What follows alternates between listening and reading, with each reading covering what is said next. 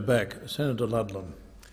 Thanks, Deputy President. I rise tonight to make some remarks about whistleblowers, their importance to democracy and how their treatment reflects on the state of democracy in Australia and in other democracies around the world. And I want to dedicate this contribution tonight to a great journalist, Mr Michael Hastings, who reported on whistleblowers and was one of the most genuinely courageous national security journalists working in the United States.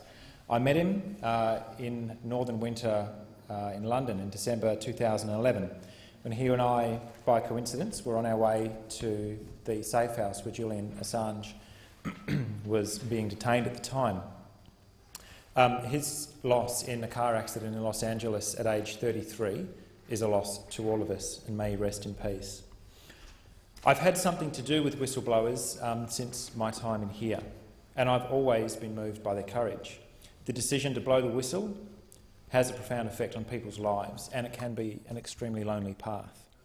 One person that comes immediately to mind for me is Dave Reed, a man who blew the whistle on the shocking state of health and safety standards and the culture at the radioisotope plant at the reactor complex in Sydney at ANSTO.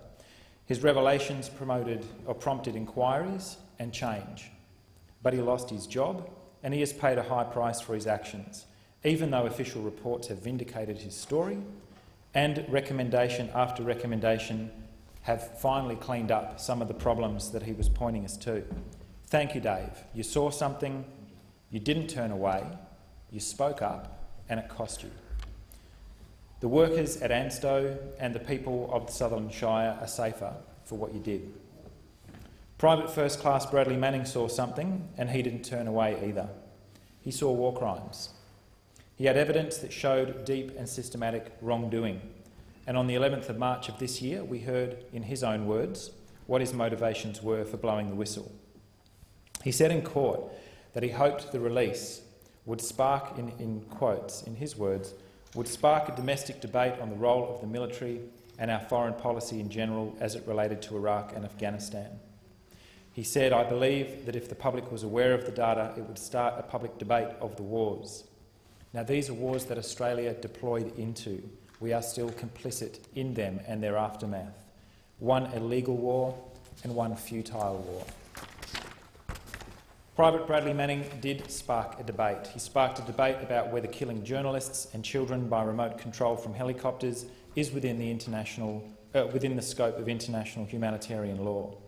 And he presented us all, the global community, with some brutal and haunting truths about how the laws of war and international human rights standards are violated in the ordinary course of conflict. For doing so, he was arrested and placed in an animal cage in Kuwait for months.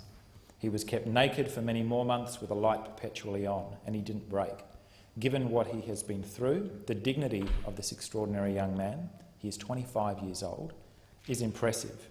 And so is his statement to the court, which I would now seek leave to table. This is the declassified statement of Private Bradley Manning to the court proceedings which are underway in the States at the moment. Is leave granted? There being no objection, leave is granted. Senator Ludlam. I thank the chamber. After 3 years under harsh conditions, Private Bradley Manning is finally getting his day in court, and he says, "The more I read the cables, the more I came to the conclusion that this type of information should be public." And I agree with him, incarcerated for 3 years.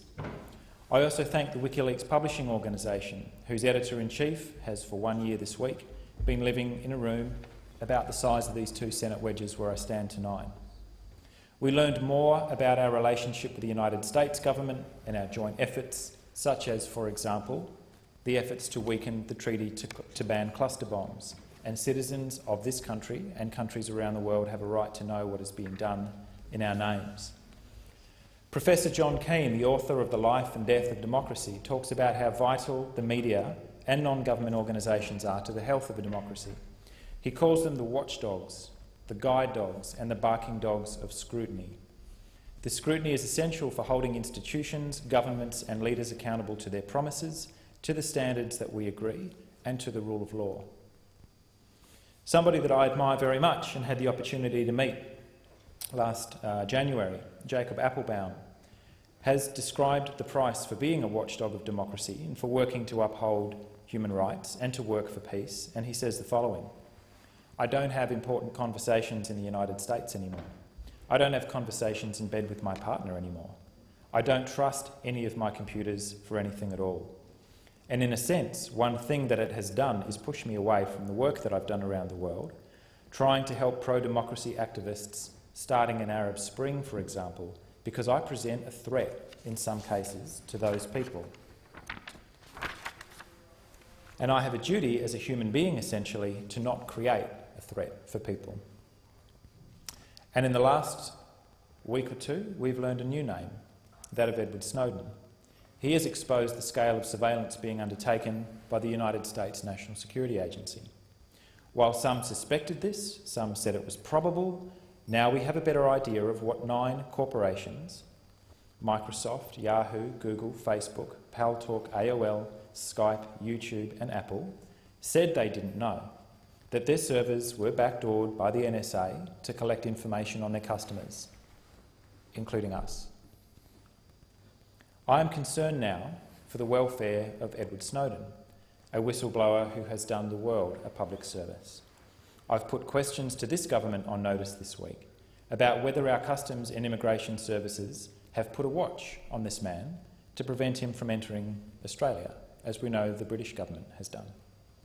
He has stated that his greatest fear is that nothing changes arising from his actions and from his sacrifice.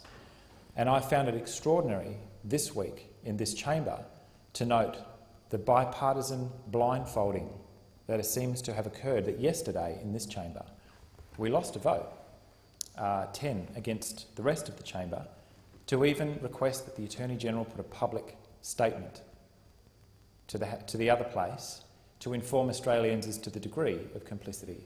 And for all we know, perhaps Australia is not complicit. Perhaps we have not engaged in the systematic violations of the rule of law and customary democratic practice that we've seen in the United States. We are owed that explanation by the Australian Attorney-General, and nobody in here yesterday would make eye contact as you voted that motion down.